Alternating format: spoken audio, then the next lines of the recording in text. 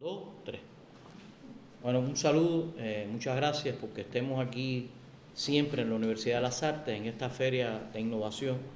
Yo le he pedido a mis compañeros que he invitado a esta mesa al director del laboratorio digital, compañero Abel Machado, al director del archivo del ICAI, hombre que lo admiro en vida, jamás voy a poder ser como él, compañero Cangas, guerrero por la defensa del patrimonio, y el realizador audiovisual Daniel Arévalo, productor también hoy, cada uno en roles distintos respecto a la lucha por la defensa del patrimonio cinematográfico, que sigue siendo hoy para nosotros crucial, porque Cuba tiene amenazados de desaparición, de desintegración, casi 10.000 títulos. Esto se dice fácil, ¿no? Pero se entiende mejor si yo les digo que la película Una novia para David, de Orlando Rojas, ya no existe. Y que la urgencia de esta labor, desde que llegamos hace 2 años al ICAI, en el caso personal mío, tiene que ver con que en mi acta de recibimiento, Tania Delgado, actual directora del Festival de Cine Latinoamericano de La Habana, del nuevo Cine Latinoamericano de La Habana, lo primero que me dijo es: todo lo que te van a decir es cierto, todas las urgencias son ciertas, pero aquí lo primordial, por lo que hay que hacer algo, por lo que hay que encontrar un camino, es en la defensa del patrimonio cinematográfico. Y yo tengo que decir hoy que yo siento, 2 años después prácticamente de la recepción de este cargo, que avanzamos en este camino a partir de ideas innovadoras que han ido sistematizando maneras de hacer. Ya el ICAI traía, quizás hacía 10 años, un gran acontecimiento como fue el rescate del noticiero ICAI latinoamericano.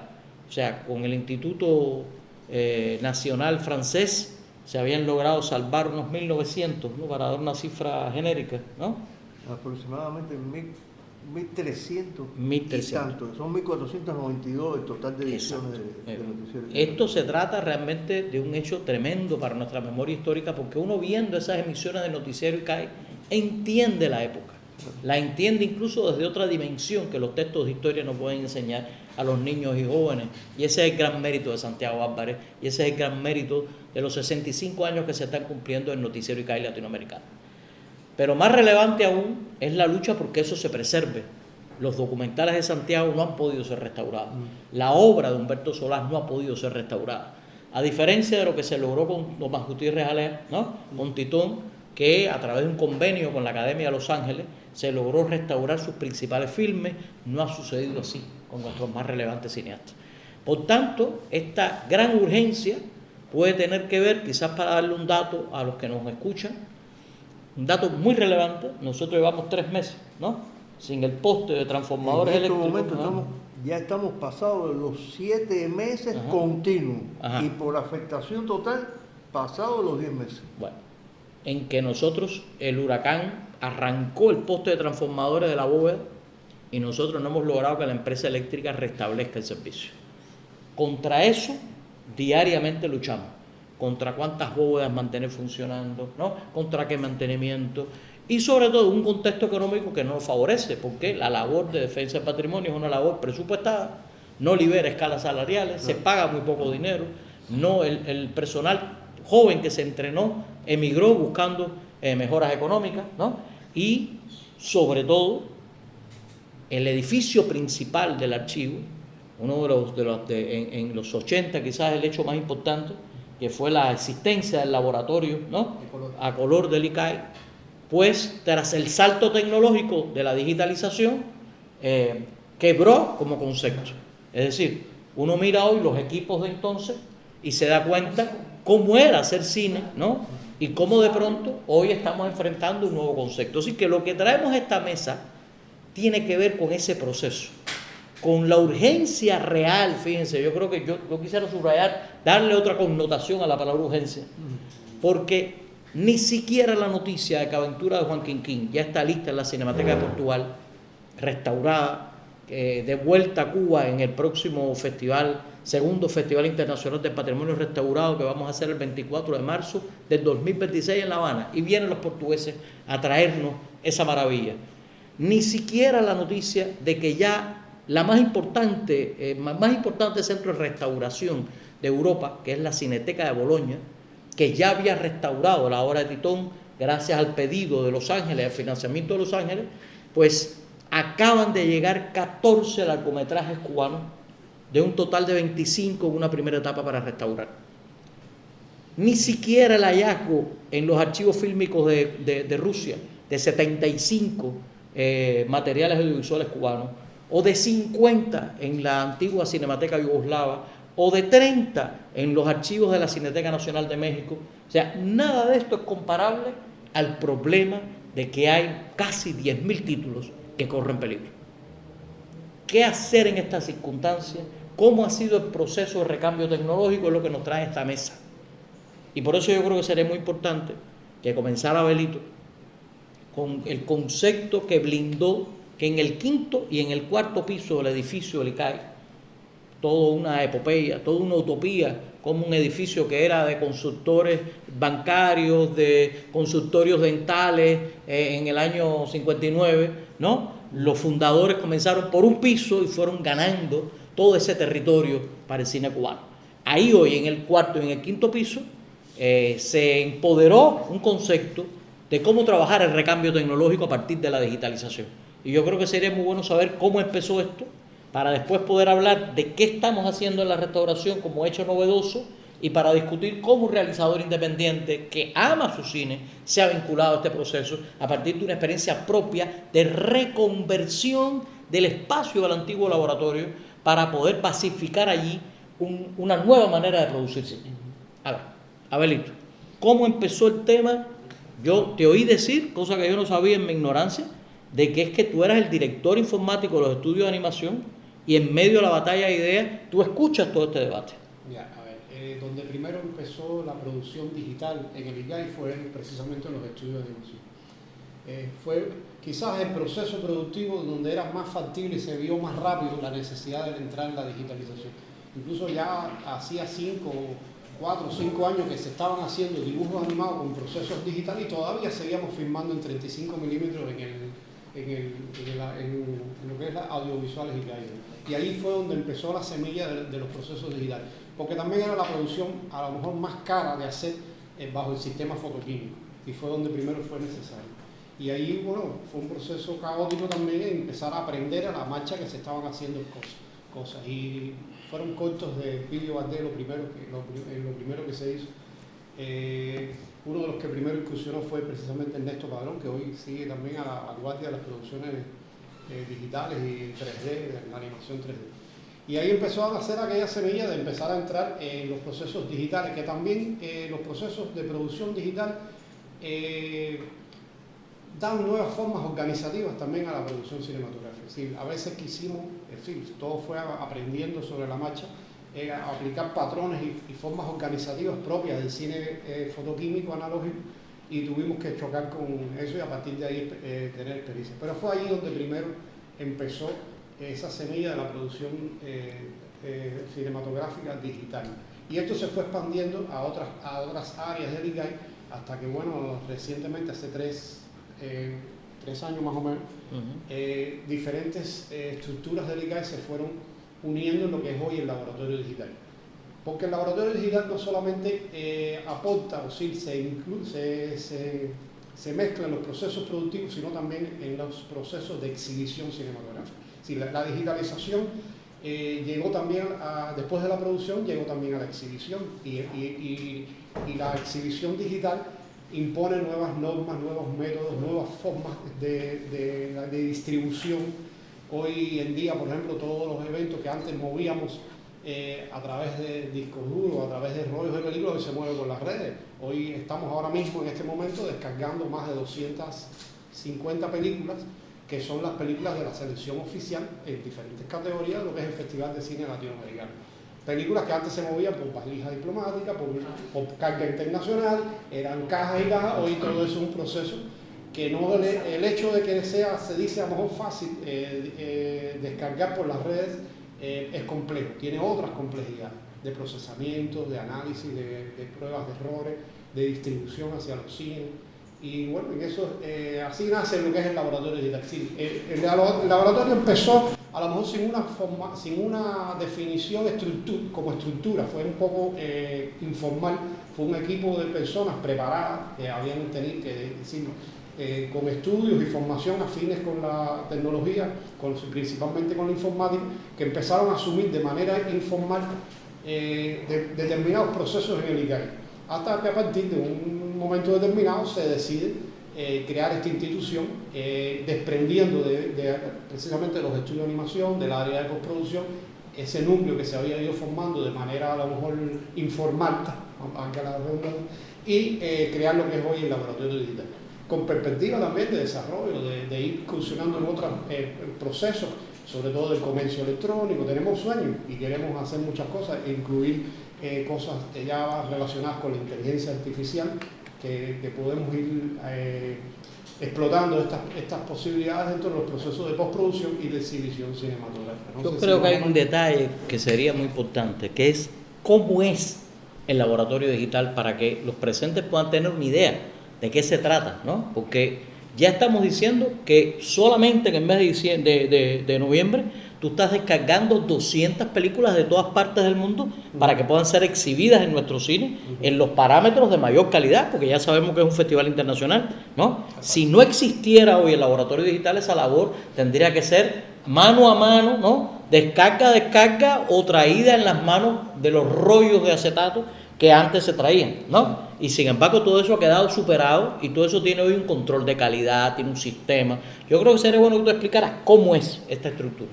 Ya, bueno, a ver, esta estructura empezó poco a poco. La digitalización no entró de pronto. Hay festivales donde empezó esta migración a esta forma. Y hubo los primeros festivales de cine hace 7, 8 años atrás, donde cuando empezó la tecnología digital, todavía eran mixtos, ¿sí? Habían películas que venían en formato y otras ya empezaban a venir de forma digital. Y entonces ahí empezó este pequeño grupo que pertenecían a los estudios de animación o a otras áreas del ICAI a hacerse cargo de esos procesos, porque no había en el ICAI no había la preparación para manejar este tipo de tecnología. Y se empieza ahí empezamos. Hoy en día ya tenemos otras condiciones, ¿sí? Es un proceso de descarga de contenido con software especializado, se paga una licencia de un software específico para la comprobación de esas medidas. No estamos hablando, sí, el Festival de Cine de La Habana, la exhibición principal cumple con un estándar internacional, que es el estándar de DCI, ¿no? Es una sigla patentada por los grandes consorcios de distribución cinematográfica, que tiene parámetros específicos. En Cuba tenemos 6 cines que cumplen con esta tecnología, hoy en día nada más. Y es un proceso complejo, ¿sí? Son servidores de almacenamiento que tienen grandes capacidades de almacenamiento. Hay varias personas que trabajan, unas descargando la película, otras comprobando, y después otro equipo de trabajo ya durante el festival como tal mueven esas películas, se mueven en discos duros, como mismo se mueve cualquier cosa digital, a los servidores de proyección de cada cine. Esas películas se ingestan en los proyectores en las madrugadas antes de las tandas, se comprueban en las madrugadas para las tandas de cada día, tener listas las películas que se exhiben en cada día del festival. El Festival de La Habana es el que usa los estándares más altos de proyección, que son los internacionales. Pero también el laboratorio hoy en día se ocupa de otros eventos de otro nivel, pero no por eso que sean menos importantes. El Festival de Cine Pobre de Jibara, el laboratorio asume toda la responsabilidad del manejo de los contenidos, incluso de las proyecciones en la exhibición. El Festival de Documentales Santiago Álvarez y Memoria, también el laboratorio asume esas tareas. Y también hoy estamos colaborando con el Festival de Cine y Medio Ambiente del Caribe Isla Verde, que empezó hace ya 3 años, que se hace en la Isla de la Muerte. Sí, generalmente el equipo es el que está preparado para este tipo de actividad muy especializada de lo que son los eventos cinematográficos, al igual que en todo el tipo de exhibición digital que se hace a lo largo del año en el ICAI, en toda Cuba. Eso ayudaría a entender por qué, por ejemplo, cuando se rompe un videoproyector, ¿no? En el proyecto 23, la gente supone que es que va un mecánico, y no que eso está enlazado en red, que tiene que ser resuelto en Barcelona, que tiene sistemas tecnológicos digitales que tienen que funcionar vista fe desde Barcelona y desde La Habana, ¿no? Sí, no había hablado de esa parte. Sí, los proyectores de este tipo, que son de alta tecnología, son una especie de una computadora especializada para ese tipo de uso, donde los proveedores se conectan de manera remota a esos proyectores para solucionar los temas de actualización, los temas de rotura. Los distribuidores también pueden acceder a esos proyectores. Sí, generalmente esos proyectores están conectados a internet para las actualizaciones porque es un mundo que está cambiante, constantemente salen nuevas actualizaciones, nuevas prestaciones y siempre están conectados a la red y entre nosotros al sistema de distribución que tenemos. Yo creo que quizás, no te interrumpo, sino te refuerzo, lo más esencial del laboratorio perdón, es entender cuando coinciden dos eventos a la vez, que es tu caso. Sí. O sea, cómo un grupo de personas puede operar un sistema. Y me gustaría que lo explicaras. Bueno, a ver, nosotros realmente formamos equipos de trabajo y a veces cuando no damos abasto para por ejemplo, esto lo vivimos este año con dos eventos casi simultáneos, creo que fue el evento incluso que nos desplazamos geográficamente, porque a veces no todos los eventos ocurren en La Habana y tenemos que armar equipos, a veces tenemos que subcontratar especialistas, hemos tenido que subcontratar en épocas de vacaciones por ejemplo, a profesores de la UCI con los que hemos colaborado, que nos han colaborado con nosotros, porque a veces nos desplazamos, un equipo se desplaza a Jibara y tenemos otro a la vez en la Isla de la Juventud. Fue el caso esta vez. Fue el caso. Ustedes estaban en la isla, había que estar preparando Jibara, descargando Jibara, ¿no? Y había otro equipo. Y la diferencia entre un festival y otro era 2 días. No había forma de desplazarse 2 días de la isla para Jibara. Y tuvimos que armar 2 equipos de trabajo. Y 2 tipos de festivales distintos. Uno en la temática del medio ambiente, otro en el concepto del cine pobre. Es decir, ¿qué habría sido de ese ICAI, ¿no?, si no existiera hoy el laboratorio digital? Yo creo que esos son temas muy interesantes. Yo creo que también habría que subrayar aquí de que se trata de un espacio que está abierto a la contratación, que hay cubículos de edición, que ahora mismo se está ahí trabajando, por ejemplo, los famosos animados inspirados en la película de Silvio, en la música de Silvio Rodríguez, que está haciendo Ernesto Padrón. Yo creo que sería bueno que comentes algo brevemente sobre el tema. En este momento tenemos un espacio allí donde está trabajando un equipo de animadores de animación 3D, dirigido por el director Ernesto Padrón. Es una coproducción entre ICAI y RTV Comercial. Es un largometraje donde la banda sonora son 13 temas musicales de Silvio Rodríguez, animados en animación 3D. Se pretende hacer esta película estereoscópica, es decir, 3D real para ver con gafas estereoscópicas, y donde cada cuento son 13 historias y cada historia está recreado en el mundo de un artista plástico. Es decir, hay una historia que es basada en toda la obra de Fabelo, otra de Rancaño, otra así son varias. Entonces ya hemos tenido por ahí en alguna ocasión a Silvio, creo que quiere ir pronto cuando regrese de su gira para ver el proceso de producción como está. Estamos haciendo una prueba con uno de los temas musicales, Sueño con Serpiente, que precisamente el que creo que es toda la animación y toda la gráfica es de Fabel. Y estamos en eso, sí, eso es una producción que lleva todavía, le queda más de un año de producción, muy compleja los renders, la producción cinematográfica 3D, y más que se quiere hacer el estereoscópico. Y bueno, eso es un área delicada. Nosotros allí también en el laboratorio tenemos un estudio de mezcla de sonido 5.1, surround, que tenemos en el 9º piso, donde se hace la mezcla de sonido de las producciones, generalmente de las producciones de ICAI, y también, bueno, da servicio a otras que quieran usar esas instalaciones. Quizás por eso, sí, tío. Tenemos una sala de proyección pequeña, pero con la misma tecnología que podemos tener en el cine Chapi, que es el cine emblema hoy de ICAI. Sí, tenemos una sala de exhibición pequeña, pero que es para hacer las pruebas y la corrección de color de las producciones terminadas. Sí, es una sala pequeña, no es una sala de exhibición como tal, es una sala de postproducción, pero equipada con un proyector similar al que podemos tener hoy en el cine Chaplin para ver, sin valorar y dar el acabado final a las producciones. Tenemos allí también, bueno.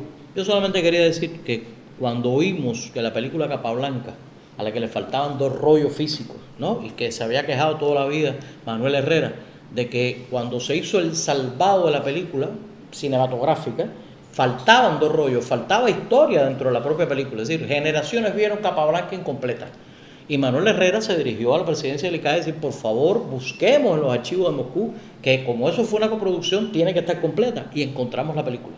Pero la encontramos en ruso, ¿no? Por tanto, cuando nos entregaron la película venía con la banda sonora en ruso. Si no hubiera estado preservado en el laboratorio digital la banda sonora en español, si no se hubiera trabajado como se ha trabajado, que creo que debe terminar así la intervención, explicar lo que se hizo con Capablanca, no tendríamos hoy 19.000, me lo sé de memoria porque lo sigo semana tras semana, 19.000 cubanos han visto la copia de Capablanca en nuestro cine. Y la han visto prácticamente como la vio la generación anterior, pero íntegra esa obra. A ver, cuenta, Belito. Ya, bueno, la película fue encontrada en los estudios fue en Moscú, ¿no? Sí, los archivos fílmicos. Pero bueno, como fue una coproducción soviético-cubana, esa versión que tenían ellos era la versión que hicieron para su mercado, que era doblada. Todo el tiempo era una versión doblada en ruso, con actores rusos, con actrices rusas. Y fue la que ellos tenían, pero la imagen perfecta. Entonces nosotros en el laboratorio, a partir de la banda sonora original, hicimos la sustitución de esa banda sonora, la sincronización de esa banda sonora que teníamos grabado en cinta magnética de aquella época. Tuvimos el aporte del maestro Jerónimo Labrada de la Escuela Internacional de Cine de San Antonio, que nos ayudó con el proceso de digitalización y de limpieza del sonido, es decir, la corrección del sonido. Y en el laboratorio digital hicimos las remezclas. También tuvimos al director Manuel Herrera con nosotros, dando el visto bueno y por supuesto quedó muy contento y muy emocionado con el resultado final de la obra ya restaurada y con la banda sonora original en español. Y además habría que decir que Manuel participó en el ejercicio continuo de la sincronización y que es gracias a que tenemos este dispositivo, porque realmente el laboratorio, más que un ente administrativo, es un dispositivo que ha acompañado una reconversión, esa reconversión tecnológica de la que estamos hablando.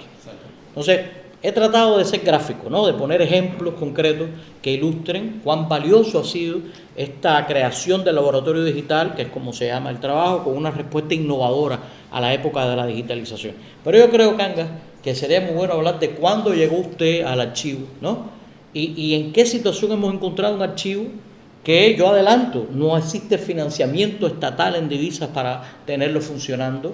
Lo hemos encontrado en una circunstancia depauperada, con un colectivo humano que lo defiende a capa y espada, que cuida cada una de esas cintas, que lucha por esa preservación.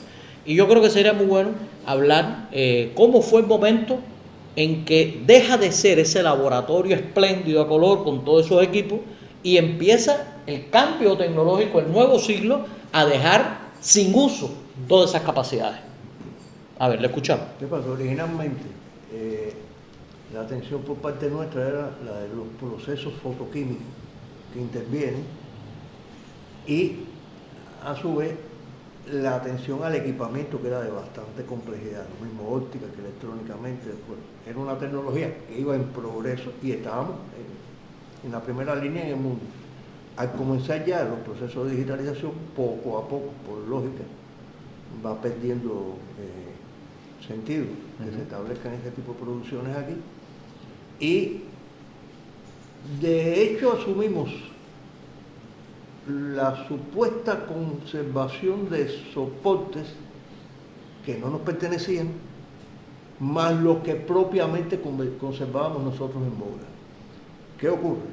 En una obra, en soporte fotoquímico, existen varios tipos de soportes. Desde el negativo original de partida, que es corten de las escenas, a su vez la copia óptica de un soporte magnético de sonido, la sincronización de todo eso, la postproducción de todo eso y, como es natural, el pensar en su salva implica duplicaciones.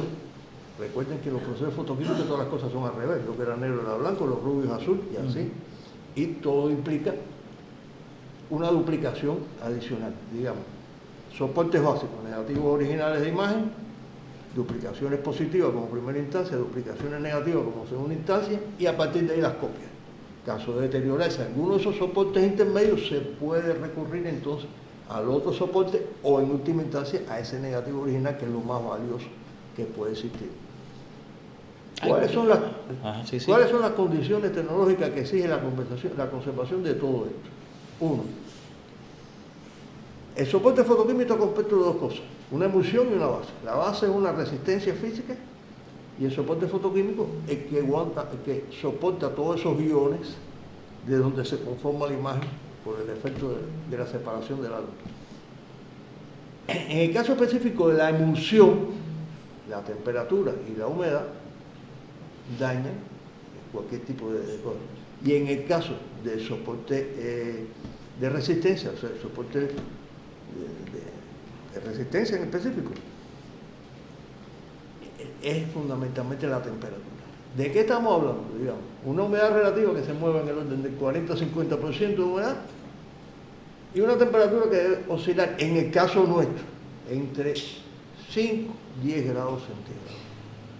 Por las temperaturas de este país es bastante difícil de soportar esto. Además, pensar que en un momento determinado ese soporte debe salir de esas bóvedas para ser digitalizado, implica evitar su condensación, entonces implicaría varias etapas del camino. Llegaría un momento que toda el área se destina única y exclusivamente a evitar el daño por condensación de los materiales. Es prácticamente imposible en este país buscar temperaturas por debajo de 0 grados, que es lo que indican los diseñadores técnicos. Entonces, en ese caso, se podrán imaginar de todas maneras el nivel de inversión tan grande en que hay que recurrir, porque precisamente todos estos procesos, o sea, todos esos soportes fotoquímicos que hay en una etapa de autodestrucción. Y esta autodestrucción es por hidrólisis.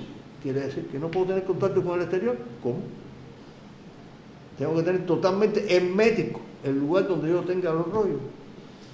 ¿De cuántos rollos estamos hablando? Digamos que aproximadamente nosotros estamos pasados los 120 estantes, entre fijos y móviles.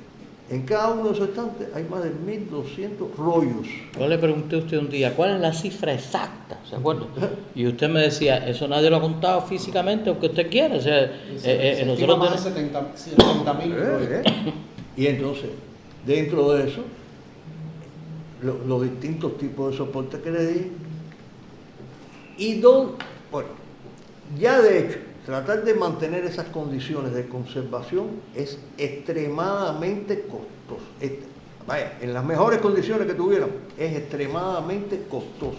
Implica mantenimiento de esa estantería con un equipamiento súper complejo. Implica la revisión periódica de cada uno de esos materiales y decir, bueno, donde estaba una imagen buena, ahora tenemos hongo.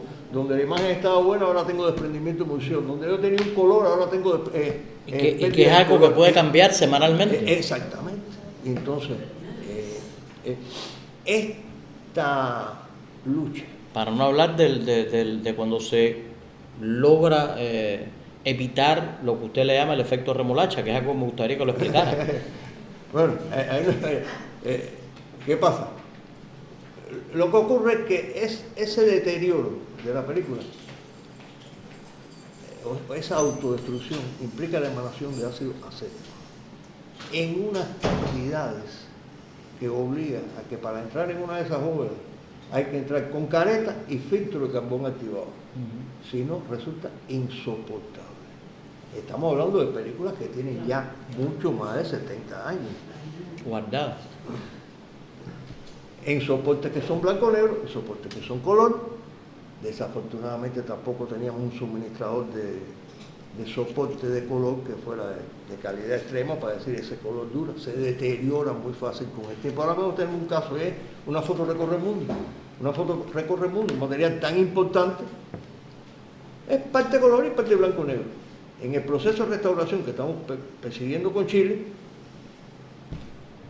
el negativo original, color y blanco-negro, el color está totalmente perdido, pero la parte de blanco-negro está muy buena. Entonces tenemos que recurrir a una copia o a una duplicación positiva y decir, espérate, mira, aquí la parte de color está pasable, vamos a enviarle las dos cosas a Chile y que cuando lo escaneen decidan cómo lo unen después, pero se salvan las dos partes. Estás adelantando un convenio que hemos firmado que se va a concretar un posible acuerdo de la restauración del filme Cantata de Chile de Humberto Solá y de digitalizar otras 16 películas sobre Chile, que debe ser firmado ahora en el próximo noviembre, pero es para que nuestros compañeros entiendan la magnitud, ¿no?, del problema. Fíjense que llega a ser incluso casi agotadora la explicación científica, pero es que es la manera en que puede o no salvarse. Y yo quería que pusieras el ejemplo, Remolacha, porque al no conocedor le es difícil entender que se pueda desintegrar de esa manera un acetato. Se vuelve líquido. Es más, en momentos, al no tener acceso a envases metálicos, hemos recurrido a envases plásticos inventados por nosotros. Y desafortunadamente, cuando la película ya empieza como a dejar una especie de manchita de petróleo, porque todo esto es derivado del petróleo, y se funde con el propio envase, entonces tú dices, bueno, ¿para dónde termino yo? ¿Para dónde miro? ¿Por dónde me muevo? A esto súmenle una cosa importantísima, y es que quizás muchos le den valor a las cosas que hacemos nosotros, pero yo lo veo muchísimo más complejo y más la transferencia de soporte digital. ¿Por qué? Porque un negativo tiene un gradiente, tiene una cantidad de tonos que soy capaz de reproducir. Una duplicación se empieza a ver limitado en eso. Y una copia a su vez se limita mucho más, puesto que yo la preparo para ir para el cine. Los técnicos responsabilizados con ese proceso de transferencia a soporte digital se van a encontrar, bueno, nosotros estamos en la obligación de alertarle de todo lo que se pueden encontrar, o sea, desde un desprendimiento de emulsión, desde una pérdida de color, desde un alabeo, de una construcción, desde una contracción, digamos, y una serie de aspectos que inciden directamente en el proceso de transferencia a soporte digital. Cuando estamos diciendo el proceso de transferencia a soporte digital, es que esa película en su proceso en soporte fotoquímico, yo la paso por un cabezal y cuadro por cuadro la voy escaneando, como si fuera una cámara de delante.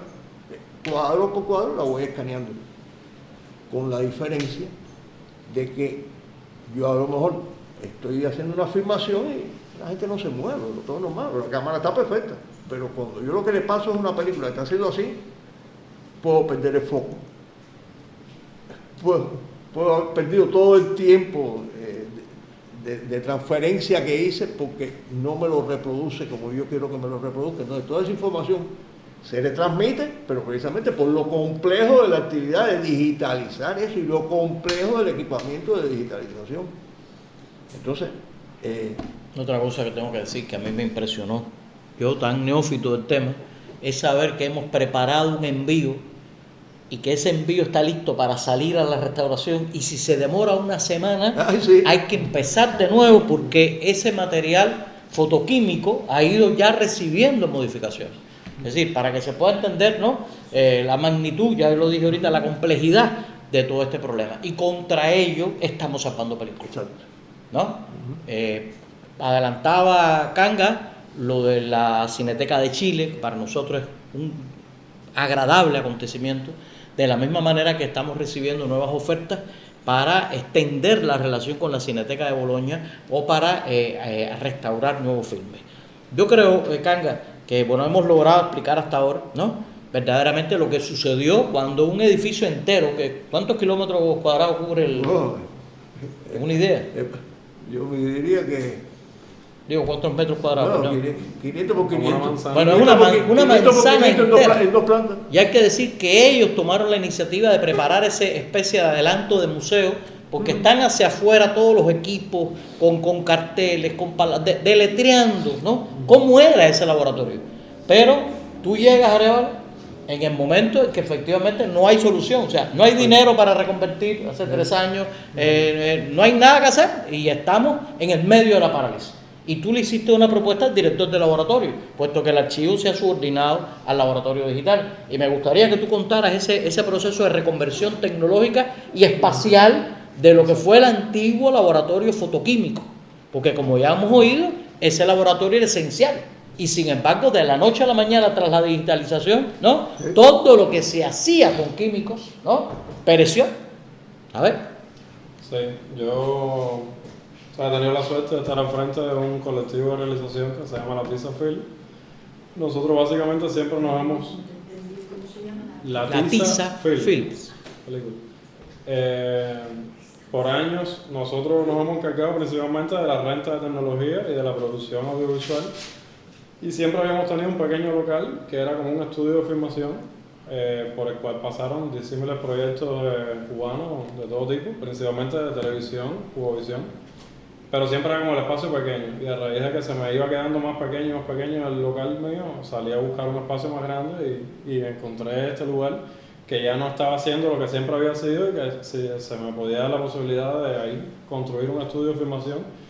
Hoy día, 3 años después... Un momentico. Sí. Un lugar que tenía unas columnas enormes, vamos Sí, a explicar, ¿no? O sea, yo vi un espacio vacío en un lugar que no estaba vacío.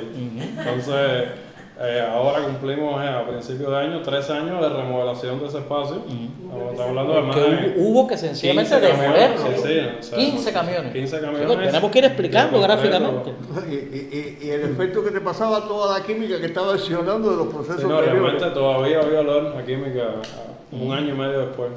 Pero bueno, lo que hay ahora mismo, hemos logrado hacer un multiespacio que va desde una zona que va a ser para dar conferencias, un salón grande, una zona de galería para exponer obras, 2 grandes estudios de filmación donde actualmente se están filmando los programas de televisión que no caben en los estudios de Liceo, literal. Así. Y hemos logrado tener en el mismo espacio tecnología de sonido, luces y cámaras de alto nivel, que es la experiencia de producción más cómoda que existe ahora en el país. O sea, un estudio con todo adentro de esas dimensiones, solo ahí. Yo tengo que elogiar además que no solamente es un arrendamiento de un espacio ni una reconversión, es tu disposición a participar de los procesos de restauración. Es decir, nosotros tenemos hoy, yo creo que me gustaría mucho saber el por qué, o sea, ya no tu invitación, sino tu disposición absoluta de participar con el laboratorio en la creación de mejoras laborales para quienes allí trabajan, en acompañar el proceso de restauración, porque hasta hoy no habíamos logrado materializar la idea, y así quiero ir terminando este panel, no se había logrado materializar la idea de que rescatar cine es hacer una nueva producción cinematográfica. Es decir, Kanga decía, ¿no?, que destruido el soporte original, había otros soportes que podían ser reconvertidos y utilizados como referentes para esa reconstrucción cinematográfica, ¿no? Y ese proceso es un proceso importantísimo, porque se destruye el original, pero pueden quedar soportes desde lo que trabajar. Y a mí me gustaría mucho saber cómo fue que tú te vinculaste a todo esto, de tal manera que hoy, como parte de todos esos cambios, estamos vinculando 2 productoras audiovisuales, puede ser que haya incluso una tercera, a la vida del archivo, como única forma que tenemos de modernizar las condiciones, de plantear nuevas condiciones. Hay un eterno, yo así casi termino mi parte, hay un eterno dilema de que no hemos avanzado más porque no pudimos comparar el escáner que se ha pedido en 3 congresos de la UNIAD, escáner que ahora mismo las autoridades serbias, tras mi visita al Festival de Cine de Serbia, están tramitando para donarnos. El asunto es que va a llegar primero el escáner y no el concepto con que se va a operar el escáner. Exacto. No el sistema que conlleva el escáner, que va más allá del escáner en sí mismo, que incluye el banco de descarga, que incluye, ¿no? En fin. Preparación de las personas. La preparación de ese recurso humano que lo opera. Entonces, por eso me gustaría saber cómo empezó esta pasión tuya, porque tú no eres un simple arrendador, un hombre que paga una pantalla, que proyecta cine para la comunidad en el mismo laboratorio, que no es un arrendador. No, realmente yo en lo personal y Marina, que es la coproductora que trabaja conmigo en La Tiza, tenemos una formación de cineasta, estudiamos cine, y llegar al laboratorio digital químico, encontrarnos con la bóveda, con Kanga, eso fue amor a primera vista, nos dimos cuenta de todo lo que estaba y lo que podíamos hacer porque estuviera mejor. Hoy día yo estoy a unos meses de terminar la remodelación de mi parte, pero continúo restaurando las cubiertas y hacia donde está hoy la bóveda, o sea, tratar de hacer una remodelación también, que lo hemos hablado mucho, de la zona donde están los talleres, donde se hace la restauración de las películas. Que todo eso con el tiempo está un poco mal. Se irá quedando obsoleto igual, ¿no? Bueno, por ahí sí se está restaurando. Claro, por eso. O sea, la capacidad de adelantarnos es la capacidad más retadora, y además hacerlo sin financiamiento, o gestionando financiamiento, o buscando alternativas ahí donde no la hay, porque hay que decir que esto de Chile ha sido parido con force, ¿no? Y lo estamos a punto de que se consolide. Pero bueno, hoy día tengo mis trabajadores que están súper vinculados a todo el edificio en general y estamos en camino a ser útil, 100%. Eso... Yo quería hacerte una última pregunta. Como joven realizador, ¿no? Como tú dices, fue un amor a primera vista. Pero como cineasta que eres, ¿no? Sí. Esto es un compromiso de vida. Es decir, ese patrimonio no puede perderse. No, claro, no. La lucha por preservarlo, la lucha por encontrarlo incluso allí donde se perdió, porque yo creo que hay algunos compañeros que no nos entienden esta idea de ir buscando dónde hay cine cubano preservado en cualquier parte del mundo, para que efectivamente devolvamos, ¿no?, esa gigantesca colección de cine cubano. O sea, yo te pregunté, ¿y cuándo empezó eso en tu vida? Que fue la única respuesta que me lo diste. Estudiando cine. Sí, claro, claro. Ajá. Yo tengo conciencia de la riqueza del cine cubano desde hace muchos años y saber de que está ahí, que podemos seguir haciendo porque sigue estando. Es la meta que hay ahora mismo y estamos así. Y en usted, Canca, ¿cómo fue que llegó al laboratorio fotoquímico? Obligado, porque a mí no me gustaba. A mí lo que me gustaba era el mantenimiento y la óptica, la mecánica, pero me fui enamorando. Y ya, al final me metí en otro paquete arriba. Y hoy es Mira, para que nuestro- tengas una idea, Ajá. yo dije, no sé si fue los sobrevivientes, Ujú. no estoy seguro si fueron los sobrevivientes. Me entrevistan unos extranjeros ahí y la periodista, bueno, con el micrófono y esa cosa, y se recuesta a una estantería y roza una lata de película. Ajá. Y miró. Y cuando vio el título empezó a llorar. Bueno, pues me pasó a mí, que lo puedo contar. Casi nadie sabe que es que yo de niño me crié en el ICAE con mi padre, director de fotografía. Me llevó a todo, al primer festival del Nuevo Cine, al plan vacacional. O sea, yo rescato el plan vacacional porque eso es lo que yo tengo en mis venas. Yo corría de niño por todo aquello, nos enseñaban los laboratorios, pero nadie sabe que el día que me toca visitar el laboratorio, exactamente ese día, cuando estoy frente a las compañeras, lo que están rebobinando es la película de la cual mi padre es foquero. O sea, papá llega con 25 años al ICAI, llega siendo un jovencito desmovilizado a la FARC, ¿no? Y papá tiene el honor de haber sido el foquero de Juan Quinquín en Pueblo Mocho, que además yo tengo la foto de Julio García Espinosa y papá sin camisa arreglándola. La tengo puesta en mi oficina, bueno, una de las pocas cosas que podía permitirme, ¿no? Pero yo me ericé. Yo tengo que decir que yo me estremecí cuando yo vi, cuando me dicen, no, es que están aquí dándole mantenimiento a Aventuras Juan Quinquín, porque yo digo, Dios mío, qué desgracia para ser un ateo. Es decir, ¿cómo es que va a tocar justamente hoy darle mantenimiento a esa película? Y Abelito, en tu caso, hermano, ¿cómo fue que llegaste al cine? Bueno, yo llegué al ICAI cubriendo las vacaciones de un informático. Yo entré por la parte de informática y comunicación en el ICAI hace casi 30 años. Casi 30 años. Sí. Bueno, y yo le juré a mi padre que yo no iba a trabajar en el ICAI. Yo le dije a mi padre que yo era periodista. Mi primera entrevista es a Daisy Granado en el set de Cecilia. Un muchachito, ¿qué puedo decir yo? Un niñito, 16 años, para la revista Somos Jóvenes, ¿no? Y le dije a papá, la verdad, que yo lo que era periodista. Así que ven ustedes estos giros que da la vida, ¿no? Estos cambios, estos hechos, y por qué tengo que tener la foto de papá con su cámara al hombro en una esquinita de nuestra mesa de trabajo. Espero no haberlos aburrido, espero haberles dado, ¿no?, una idea de la magnitud de lo que enfrentamos. Yo le he dicho a mis compañeros que tenemos que hablar más de estos procesos, que tenemos que documentar estos procesos, que realmente somos hoy testigos excepcionales de un proceso primero de cambio tecnológico, Sí. que no se explica bien cómo que antes lo que hacía una camarita para tirar una foto, ¿no?, y un revelado, de pronto se ha convertido en un link, ¿no?, y en un proceso de digitalización. Eso se dice fácil, pero no se entiende fácil.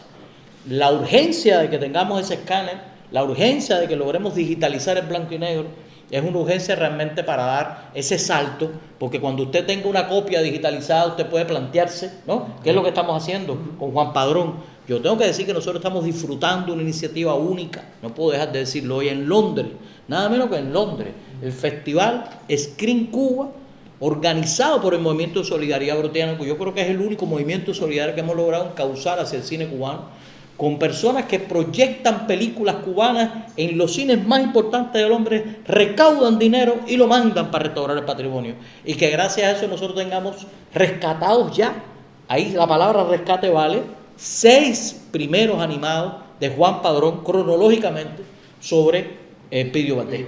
Acaban de terminar Clarín Mambí, lo estrenamos el 10 de octubre como maneja la cultura cubana y vamos a seguir en este proceso. Es decir, miren ustedes en cuántos espacios nos estamos moviendo, cuántas cosas estamos haciendo, cuánta innovación real, porque yo tengo que decir de que todavía antier estaba con los compañeros de Cuba Coopera de Cataluña convenciéndolos de que ellos pueden extender esta iniciativa porque estamos en la lucha por restaurar nada menos que Vampiros en La Habana, a 40 años de cumplirse Vampiros en La Habana, y nosotros encontramos una copia digital en los archivos de Radio y Televisión Española, un link en muy buen estado, lo descargamos aquí y hemos logrado reestrenarlo en los cines de La Habana. Otros 15.000 cubanos ya han ido a ver Vampiros en La Habana, pero nosotros queremos restaurar la película. No solamente queremos la digitalización, queremos restaurar la digitalización como se está haciendo con cada animado del Pidio Batey. Nosotros le estamos devolviendo a la nación un patrimonio, nosotros le estamos devolviendo a nuestros niños la historia de ese personaje desde su primer animado, y nosotros vamos a seguir en todo lo que le hemos contado hoy, en esta tarde, que yo agradezco que quede este material fílmico y que le agradezco a mis compañeros la comprensión de por qué tenemos que seguir comunicando estos procesos en todos los espacios, porque es para utilizar una palabra de Eusebio Leal, de las hermosas que a él le gustaba, es nuestra gesta por el rescate del cine cubano.